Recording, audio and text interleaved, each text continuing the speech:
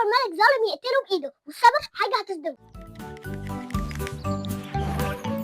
ازيكم يا أصحابي؟ أهلا بيكم في عالم ريماس.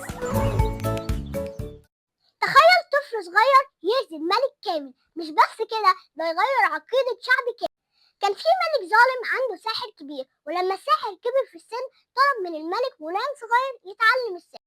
وفي طريق الغلام قابل راهب أو عابد كان بيعبد ربنا، وبدأ يسمع منه ويؤمن بكلامه.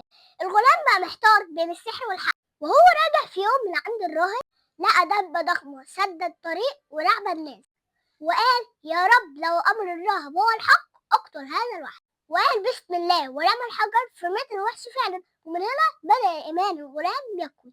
الغلام بيعيش في الناس بإذن الله، فالملك غضب وعذبه بكل الطرق لكنه مرجعش عن إيمانه. وفي النهاية الغلام بنفسه قال للملك الطريقة اللي يقتله بيها عشان الناس كلها تؤمن بالله.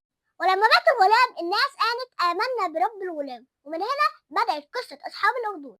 قبل ما الفيديو يخلص دوس لايك وشير لعالم ريماس، وقبل المتابعة عشان توصلك قصة الحاجات اللي بنحبها من أول مرة اتعملت لحد دلوقتي. وصلى على النبي.